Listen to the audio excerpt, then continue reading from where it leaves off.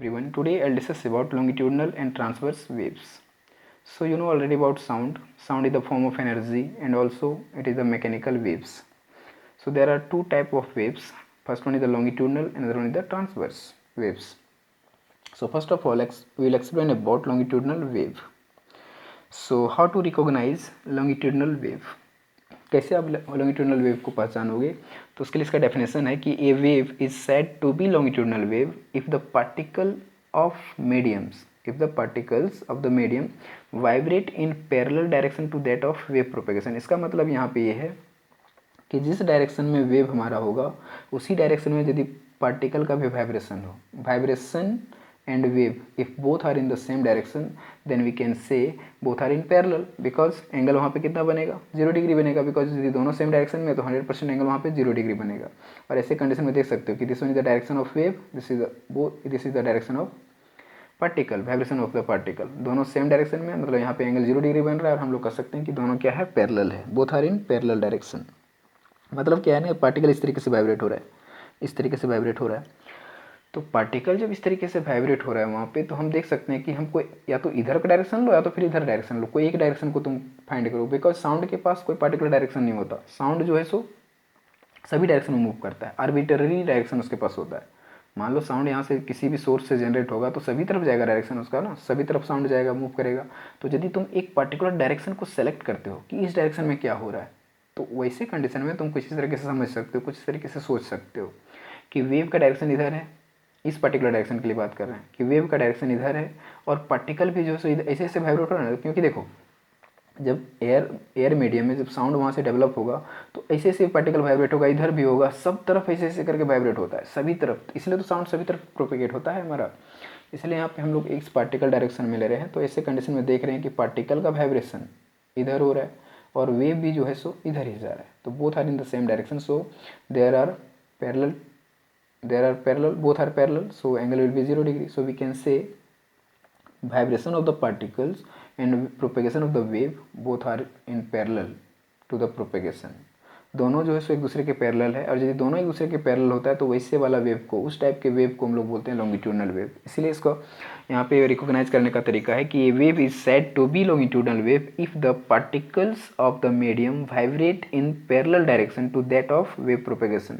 Wave propagation के parallel में यदि पार्टिकल का वाइब्रेशन होता है then we can say this type of wave is the longitudinal wave. और इसका बस एक ओनली वन एग्जाम्पल है हमारा sound wave. Sound wave is the only one example for longitudinal wave, but sound wave in air medium is the example one. ठीक है, ये सिर्फ और सिर्फ इसमें नहीं बोल सकते हैं, बट साउंड वेव के लिए एप्लीकेबल ओनली है। बिकॉज देखो, यदि हम साउंड वेव एयर मीडियम के लिए बात करें तो एयर में सिर्फ लॉन्गिट्यूडनल पॉसिबल है, वहाँ पे ट्रांसवर्स पॉसिबल नहीं है। बट साउंड वेव को यदि हम वाटर में बात करें, वाटर के अंदर, तो वाटर के अंदर तुम्हारा लॉन्गिट्यूडनल भी होगा और साथ ही साथ ट्रांसवर्स भी होगा, दोनों होगा।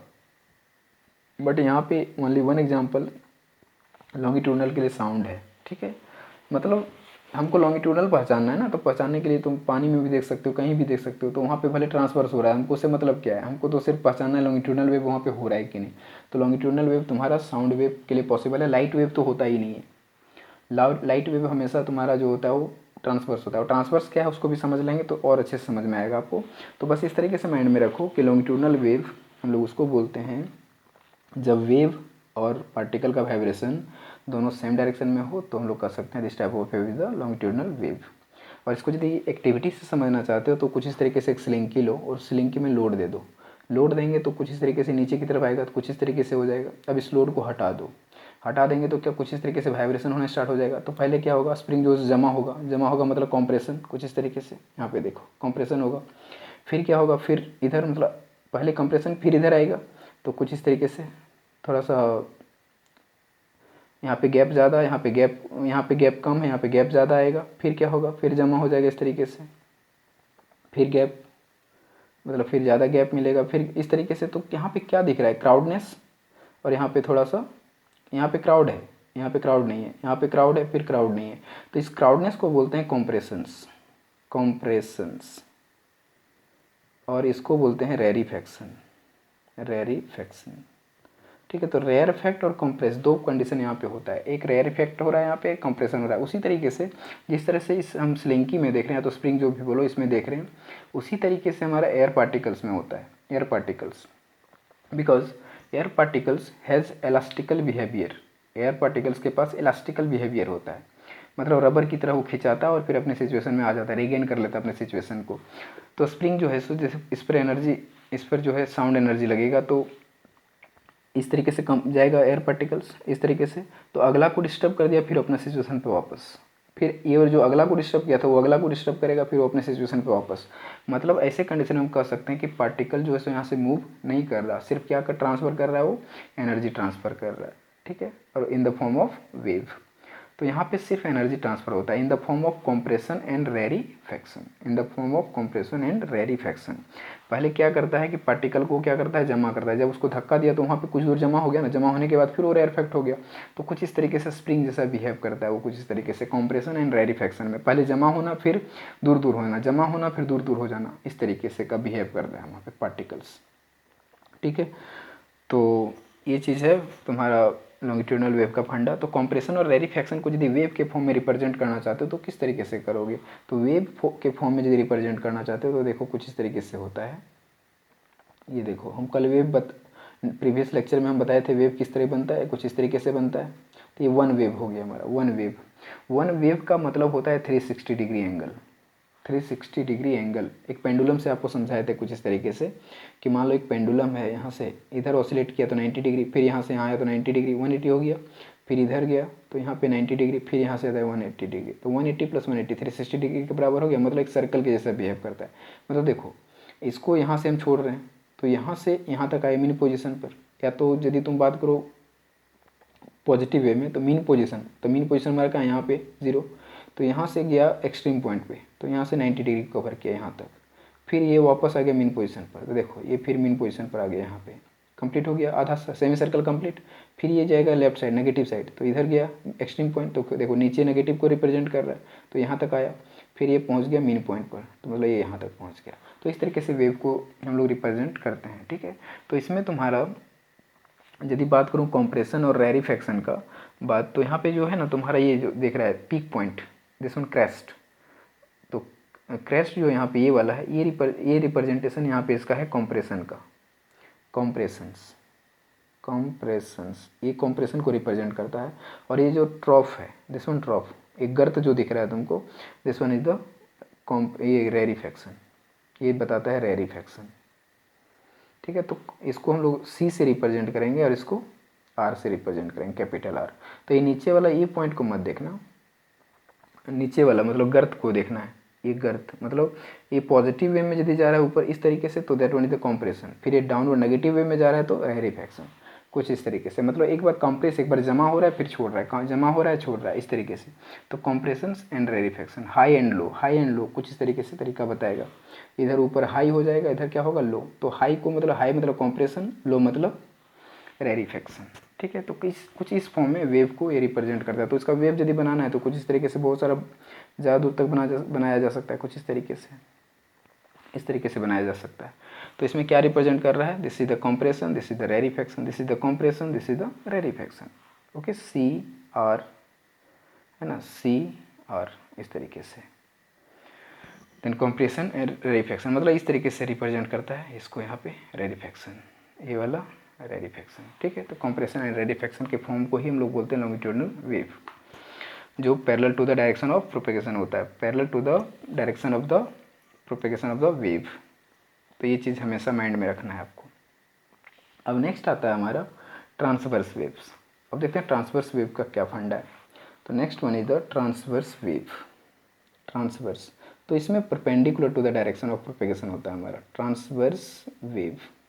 डायरेक्शन ऑफ वेव जो है इसमें वो होता है perpendicular to the direction of wave particle of the vibration. मतलब इसको कुछ इस तरीके से कह सकते हो कि ये wave is said to be transverse wave if the particles of medium vibrate in perpendicular to the direction of that of wave propagation.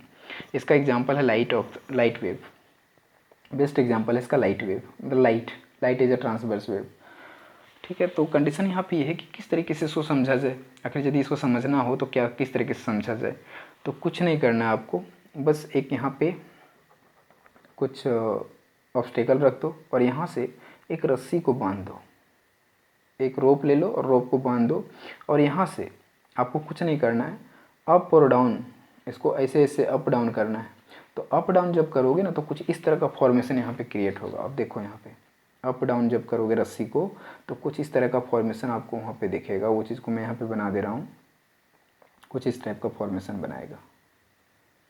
तो ऐसे कंडीशन में आपको क्या समझ में आ रहा है, ये रस्सी ये बीच वाला लाइन नहीं दोगे तो चलेगा, कुछ इस तरह का फॉर्मेशन बना रहा है। मतलब जब तुम इसको ऊपर की तरफ हाथ को जब ऊपर किए तो ये कुछ इस तरीके से उठा, फिर नीचे किए तो कुछ इस तरीके से, मतलब इस तरह का वेव तुम रस्सी को देखना, कहीं बांध देना और कुछ इस तरीके से हाथ को ऐसे ऐसे करना, अप डाउन, मतलब जर्क आपको वहाँ पे क्रिएट करना है। तो आपको क्या दिखेगा कि वेव जो है कुछ इस तरह का वेव रस्सी में बन रहा है और आगे की तरफ ट्रांसफ़र हो रहा है। इसका मतलब क्या हो रहा है, इसका मतलब हम पार्टिकल को किधर वाइब्रेट कर रहे हैं, ये देखो पार्टिकल को ऐसे ना वाइब्रेट कर रहे हैं, अप डाउन इस वे में, और मेरा एनर्जी किधर जा रहा है, this one is the direction of vibration, इस तरीके से अप डाउन, और वेव जो है इस डायरेक्शन में जा रहा है। तो एंगल कितना बना रहा है 90 डिग्री। मतलब वाइब्रेशन ऑफ द पार्टिकल, देखो वाइब्रेशन जो है ना, वाइब्रेशन हमारा इस डायरेक्शन में है, तो वेव का डायरेक्शन किधर है, इधर है, दिस इज द वेव। तो ये परपेंडिकुलर हुआ, दोनों एक दूसरे के परपेंडिकुलर हो गया। तो इस तरह का फॉर्मेशन जो बनता है ना, that one is the transverse wave. उसमें क्या था, ट्रांसवर्स में था कि दोनों एक दूसरे के एक ही लाइन में दोनों है, दोनों एक दूसरे के पैरेलल है। ऐसे दिखा तो है, तुम एक ही लाइन में दिखा दो। तो यहाँ पे एंगल 0 डिग्री बना रहा था, यहाँ पे परपेंडिकुलर, मतलब एंगल कितना बना रहा है एक दूसरे के बीच 90 डिग्री बना रहा है। तो यदि एंगल 90 डिग्री बनता है तो ऐसे कंडीशन में हम कह सकते हैं कि this is the transverse wave. Okay, so यहाँ पे दोनों चीज़ आप समझ गए। इसको एग्जांपल रोप से हम लोग समझ गए कि रोप को क्या करना है, टेक ए रोप और slinky, fix the one end to the hook और सपोर्ट या इन ए वॉल में इसको सपोर्ट करके बांध देंगे और उसको क्या करना है, आपको जर्क देना है अप एंड डाउन। तो अप एंड डाउन जर्क देंगे तो रस्सी में किस तरीके से वेव ट्रांसफर हो रहा है वो दिख रहा है आपको, कुछ इस तरीके से, इस तरीके से वेव आगे पहुंच रहा है, आगे बढ़ रहा है। इसका मतलब वेव जो है कुछ इस तरीके से इधर जा रहा है और तुम्हारा वाइब्रेशन अप एंड डाउन इधर हो रहा है। तो मतलब एक दूसरे के परपेंडिकुलर हो रहा है। This is the transverse wave. ठीक है, इसको ट्रांसवर्स वेव बोलते हैं। इसमें भी हमारा क्या क्या क्रिएट हो रहा है, इसमें तुम्हारा क्रेस्ट, इसमें होता है क्रेस्ट एंड ट्रॉफ, दो चीज़ क्रिएट हो रही है। दिस वन साइड द ट्रॉफ, देखो इसको बोलते हैं क्रेस्ट, और इसको ये वाला पॉइंट जो गड्ढा दिख रहा है इसको बोलते हैं ट्रॉफ। तो इस कंडीशन में जब ट्रांसवर्स वेव बनता है ना, तो ऐसे कंडीशन में हमारा ट्रॉफ और क्रेस्ट दो चीज़ का यहाँ पे फॉर्मेशन होता है। डाउनवर्ड डायरेक्शन है ना, क्रेस्ट एंड मतलब क्या कर सकते हैं हम लोग, अप में जो है सो क्रेस्ट बन रहा है और डाउन में ट्रॉफ बनता है। ठीक है, तो कुछ इस तरीके का फॉर्मेशन वहाँ पे क्रिएट होता है। तो कुल मिलाकर के जो यहाँ पे वेव बनता है, लाइट वेव की बात करूँ तो लाइट वेव को बोलते हैं इलेक्ट्रोमैग्नेटिक वेव। तो ये सब क्लास 10th में इसके बारे में रीड करोगे, इलेक्ट्रोमैग्नेटिक वेव क्या होता है उसके अकॉर्डिंग। ठीक है, और ट्रांसवर्स वेव हमारा वाटर वेव भी होता है। यदि हम पानी के अंदर साउंड की बात करें तो वहाँ पे ट्रांसवर्स वेव होता है। ठीक है, तो क्योंकि पानी में जब तुम पत्थर को फेंकोगे तो पानी में के अंदर देखना वेव जो है सो कुछ इस तरीके से जाता है, इस तरीके से बढ़ता है, बट स्टोन किधर जा रहा है, नीचे की तरफ, तो परपेंडिकुलर वहाँ पे बनता है हमारा।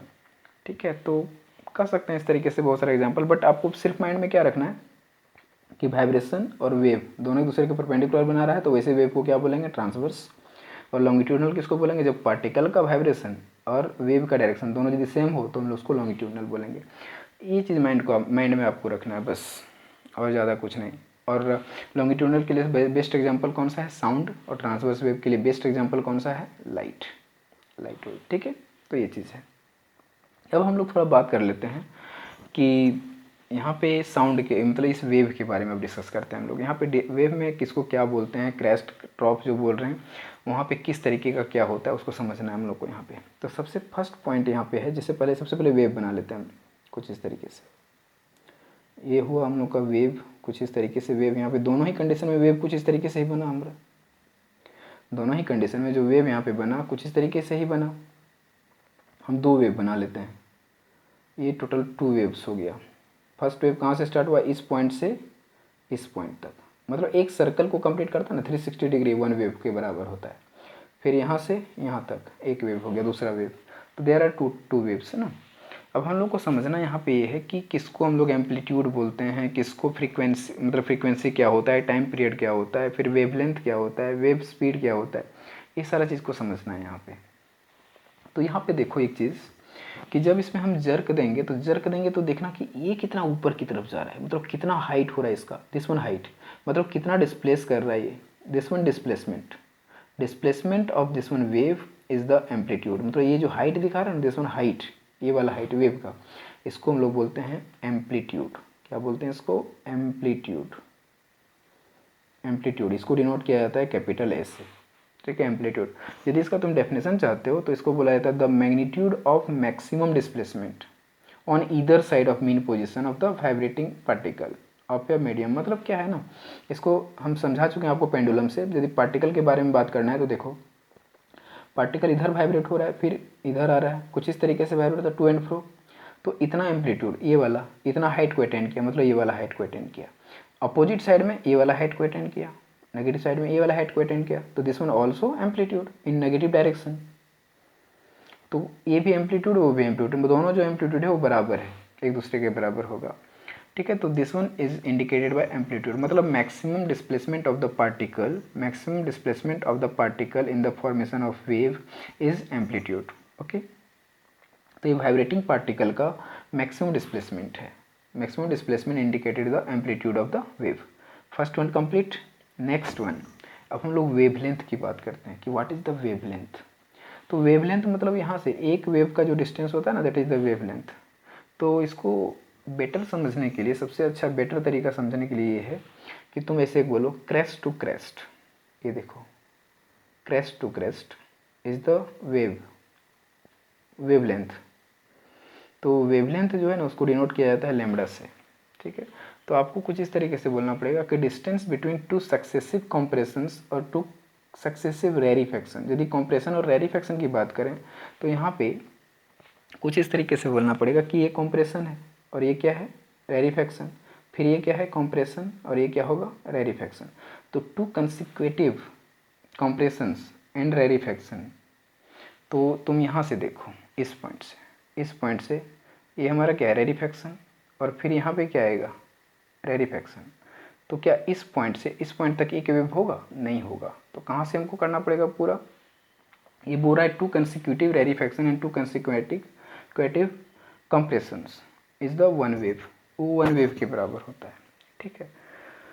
तो देख सकते हो यहाँ पे कि एक यहाँ पे एक यहाँ पे है, तो this point two that point, यहाँ से यहाँ तक यदि बात करो तो एक वेव बना, यहाँ से यहाँ तक कॉम्प्रेशन टू कॉम्प्रेशन, और यदि रेरिफैक्शन टू रेरिफैक्शन बोलें तब भी एक वेव बन रहा है। कैसे देखो, यदि मैं इस पॉइंट से इस पॉइंट तक की बात करूँ तो एक वेव बन रहा है मेरा। कैसे? यदि इसको इस तरीके से समझना चाहते हो तो दूसरा तरीका इसको मैं बताता हूँ। देखो, एक वेव को हम यदि यहाँ से एक्सट्रीम पॉइंट से ही हम यदि इंडिकेट करूँ, इस तरीके से बनाऊँ वेव को, तो ये देखो ऐसे बना, ये कंप्लीट हो गया एक वेव इतना दूर, मतलब 360 डिग्री कंप्लीट करना है। देखो ना यहाँ पे, यदि मैं बोलूँ एक्सट्रीम पॉइंट से, मतलब यहाँ से हम वापस आ रहे हैं, इस पॉइंट से ऐसे आए मीन पोजीशन तक, तो देखो यहाँ से यहाँ मीन पोजीशन तक आ गए। मतलब कुल मिला के तुमको 360 डिग्री देखना है। एक सर्कल जहाँ बना रहा है that is the one wave, कुछ इस तरीके से माइंड में सेट रखो। तो देखो ये तुम्हारा तो 90 डिग्री, फिर ये कितना हुआ 90 डिग्री, यहाँ तक हो गया 180, फिर इधर 90 डिग्री, फिर ये पूरा 90 डिग्री, तो टोटल मिला के 360 डिग्री बना। मतलब जो पहले यहाँ पे हम समझा चुके थे आपको कि ये यहाँ से यहाँ तक 180, फिर यहाँ से यहाँ तक 180, मतलब this one point two that one point is the one wave. यहाँ तक इसको वेव लेंथ को लेमडा से डिनोट किया जाता है, इस तरीके से लेमडा, ओके। सो हम लोग कह सकते हैं यहाँ पे कि the distance between two successive compressions और two rarefaction of in wave is called wavelength. और वेवलेंथ को डिपेंड किससे डिनोट करते हैं, lambda, symbol lambda, okay. Mathematically यदि हम यहाँ पे बात करें लेमडा इज इक्वल्स टू क्या होता है, तो हम लोग कह सकते हैं कि distance travelled by wave in time equal to its time period. मतलब एक्चुअली क्या है ना, टाइम पीरियड की बात मैं अलग करूँगा बाद में, लेकिन सबसे पहले वेवलेंथ क्या है मेरा, ये चीज़ समझ गए आप। या तो फिर दो चीज़ माइंड में रखना, क्रेस्ट टू क्रेस्ट और trough to trough, crest to crest है ना, क्रेस्ट टू क्रेस्ट, या तो कंप्रेशन टू कंप्रेशन, या फिर रेरिफैक्शन टू रेरिफैक्शन। एक कंप्रेशन से दूसरे कंप्रेशन तक एक वेव होता है, रेरिफैक्शन से रेरिफैक्शन तक भी एक वेव होता है, या तो ये वाला टॉप से अगला वाला टॉप, ये देखो टॉप वाला पॉइंट है ना, toppest point two toppest point one wave के बराबर होता है, ठीक है। तो ये जो है सो लेमडा के बराबर होता है हमारा। और हम एक चीज़ और भी बता चुके हैं आपको कि 360 डिग्री एंगल जहीं पे बनेगा that is the one wave, it is denoted by lambda, this one, ये ऐसे लैम्बडा बनता है, ठीक है। एक लाइन ऐसे खींचना, ऐसे लगा देना, this is the lambda, symbol of wavelength. Wavelength को हम लोग लैम्बडा से इंडिकेट करते हैं। तो यहाँ तक हो गया, वेवलेंथ भी हम लोग समझ गए, एम्पलीट्यूड समझ गए। अब हम लोग फ्रीक्वेंसी की बात करेंगे, टाइम पीरियड की बात करेंगे और स्पीड की बात करेंगे, ठीक है। तो स्पीड वगैरह के बारे में तो हम लोग फर्स्ट चैप्टर से ही जान रहे हैं, बट बस वही फॉर्मूला को यहाँ पे अप्लाई कर देना है, ठीक है। तो फ्रीक्वेंसी, व्हाट इज़ फ्रीक्वेंसी? तो देखो कंडीशन ये है ना कि फ्रीक्वेंसी का जो डेफिनेशन होता है, सबसे पहले वो चीज़ जान लो। ये बोलता है फ्रीक्वेंसी का the number of complete oscillations of the vibrating object particles occurring पर यूनिट टाइम। मतलब यहाँ पे ये चीज़ है कि मान लो एक हमारा वेव है कुछ इस तरीके से, only one wave this is. तो यहाँ पे बोलता है कि नंबर ऑफ कंप्लीट ऑसिलेशंस, तो जितना बार ऑसिलेट करेगा उतना वेव बनेगा वो। तो मान लो यहाँ पे हमारा कुल मिला करके 2 वेव है, वी हैव 2 वेव्स। तो कंप्लीट ऑसिलेशंस यहाँ पे जो भी होगा तो 2 वेव बना रहा है हमारा यहाँ पे। तो बोलता है कंप्लीट ऑसिलेशंस, तो यहाँ पे हो जाएगा नंबर ऑफ साइकिल्स। कुछ इस तरीके से समझना कि फ्रीक्वेंसी जो है, frequency is equals to complete oscillation, complete oscillation, oscillation मतलब वाइब्रेशन, ठीक है। Complete oscillation divide by time period, divide by time period, इस तरीके से।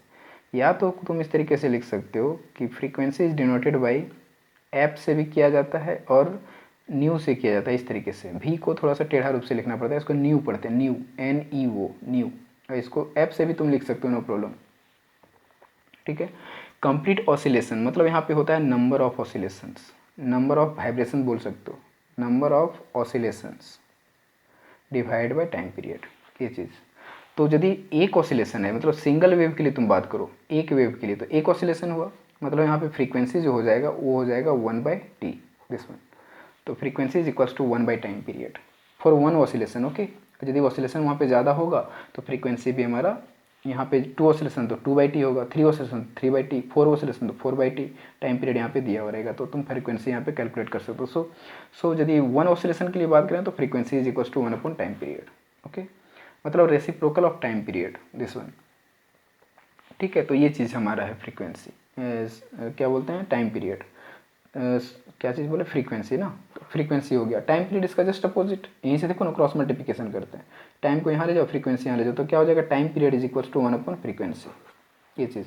तो दो चीज़ यहाँ पे हम लोग सीखे कि frequency is equals to 1 time period, 1 time period, ये फार्मूला हो गया। नेक्स्ट वन टाइम पीरियड, यदि वहाँ से कैलकुलेट करना आपको, तो time period is equals to 1 frequency, ये चीज़।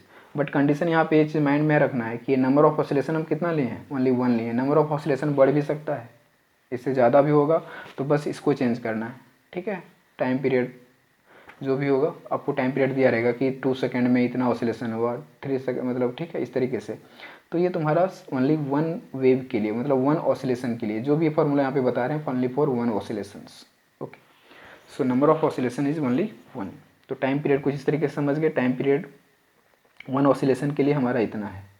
तो this one formula is applicable for only 1 oscillation, हमेशा बार बार मैं रिपीट कर रहा हूँ, for 1 oscillations only, this one formula is applicable for 1 oscillations only.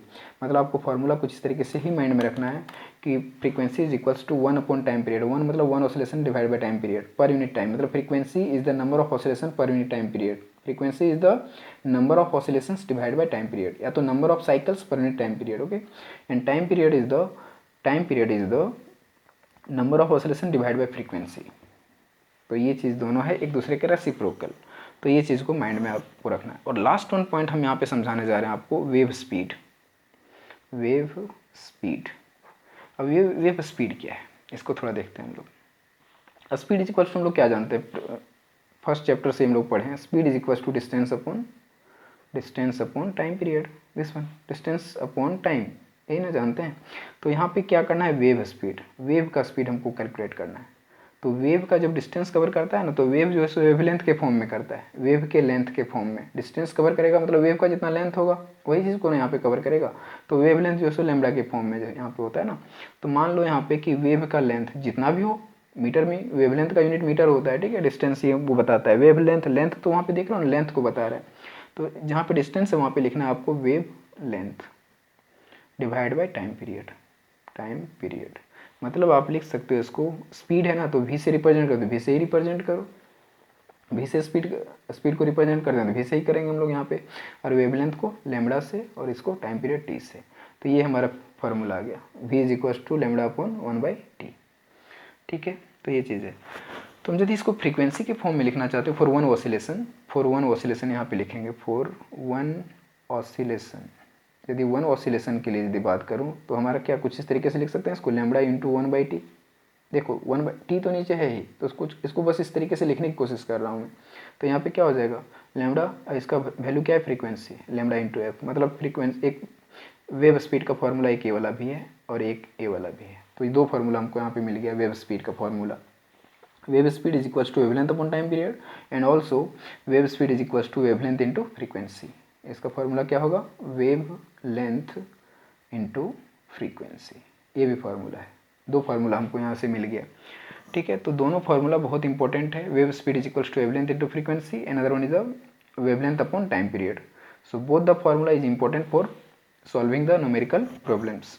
Okay, so जितना भी तरीका यहाँ पे बताया वो चीज़ को मैं फिर एक बार डिस्कस कर देता हूँ। यहाँ पे देखो, एम्पलीट्यूड, एम्पलीट्यूड क्या है, maximum displacement of the particles, wave के फॉर्म में, मतलब ये वेव है तो ये कितना ऊपर हाइटेड हो गया वो एम्पलीट्यूड को रिप्रेजेंट करता है, this one amplitude. Okay, next one हम बताए क्या चीज़ आपको, नेक्स्ट चीज़ बताया आपको हम यहाँ पे वेव लेंथ।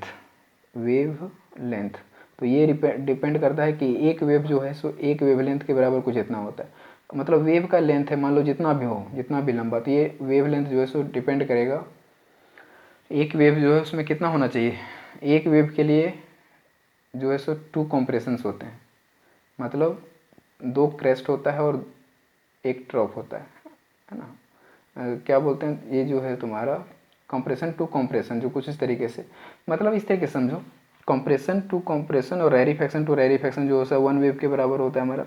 तो वेवलेंथ जो है, तो तुम इस तरीके से माइंड में रखना कि वेवलेंथ जो है सो वन वेव की यदि मैं बात करूँ, वन वेव तो कितना एंगल बनना चाहिए वहाँ पे, टोटल 360 डिग्री एंगल, मतलब this one point two that one point, यहाँ से यहाँ तक जो वैल्यू होगा कितना किसके बराबर होगा, लैम्बडा के बराबर। ठीक है, अब तुम्हारे एग्जाम में क्वेश्चन में दिया रहेगा lambda is equal to 10 metre वगैरह, तो यहाँ से यहाँ तक का लेंथ जो कितना है 10 मीटर के बराबर है, दैट्स ऑल। तो ये वेवलेंथ है, ठीक है, जिसको हम लोग किसी डिनोट करते हैं लैम्बडा से, एम्पलीट्यूड को कैपिटल ए से डिनोट करते हैं। नेक्स्ट वन हम लोग सीखे यहाँ पे फ्रीक्वेंसी। फ्रीक्वेंसी जो है उसको दो तरीके से डिनोट किए यहाँ पे, फ्रीक्वेंसी को न्यू से भी कुछ इस तरीके से या फिर एप से डिनोट कर सकते हो, आप पर डिपेंड करता है कि आप किसको यूज़ कर रहे हो। ठीक है, और फ्रीक्वेंसी का यूनिट होता है हर्ट्ज, HERTZ, हर्ट्ज, जिसको HZ इस तरीके से हम लोग इसको डिनोट करते हैं, HZ मतलब 1 हर्ट्ज इज इक्वल टू होता है पर सेकेंड। पर सेकेंड कैसे, देखो फ्रीक्वेंसी इज इक्वल टू क्या पढ़ा है आपको, 1 अपॉन टाइम पीरियड, तो 1 अपॉन टाइम पीरियड इसका यूनिट लिखोगे तो 1 अपॉन सेकेंड होगा, मतलब ये ऊपर जाएगा तो पर सेकेंड हुआ, तो फ्रीक्वेंसी का यूनिट हुआ पर सेकेंड और इसी को बोला जाता है हर्ट्ज। ठीक है, तो 1 हर्ट्ज इज इक्वल टू 1 पर सेकेंड। ओके, तो ये साइंटिस्ट के नाम पे है। तो फ्रीक्वेंसी का यूनिट होता है हमारा हर्ट्ज, एम्पलीट्यूड का यूनिट होता है मीटर, वेवलेंथ का यूनिट होता है मीटर। तो यहाँ तक हम लोग सीख गए। नेक्स्ट वन है टाइम पीरियड, टाइम पीरियड का यूनिट तो सेकेंड होता है, आप जान रहे हो। ठीक है, तो टाइम पीरियड का यूनिट होता है तुम्हारा सेकेंड। तो टाइम पीरियड का वैल्यू तो देख ही सकते हो, टाइम पीरियड क्या था, 1 अपॉन फ्रीक्वेंसी। कैसे, देखो टाइम पीरियड का सेकंड कैसे यूनिट आता है उसको भी सिखा देते हैं, 1 अपॉन फ्रीक्वेंसी, और फ्रीक्वेंसी का यूनिट क्या होता है पर सेकंड। तो ये ऊपर जाएगा तो क्या होगा, सेकंड ही होगा ना, ये ऊपर जाएगा तो पॉजिटिव आ जाएगा, तो सेकंड, मतलब टाइम का यूनिट क्या होगा, सेकंड। तो ये सब है। उसके बाद स्पीड देखें हम लोग, स्पीड जो है सो दो फॉर्म में है, speed is equals to lambda wavelength upon time period, and next one इसी में यदि इस फॉर्म में लिखेंगे तो कुछ इस तरीके से वेवलेंथ इंटू फ्रीक्वेंसी। तो दो फार्मूला हमको यहाँ पे मिल गया, स्पीड ऑफ द वेव जो है wavelength upon time period, another one is the wavelength into frequency. तो ये सारा न्यूमेरिकल प्रॉब्लम्स के लिए बहुत ही यूजफुल होगा आपके लिए। So this is all about of the today lecture. So thank you for watching.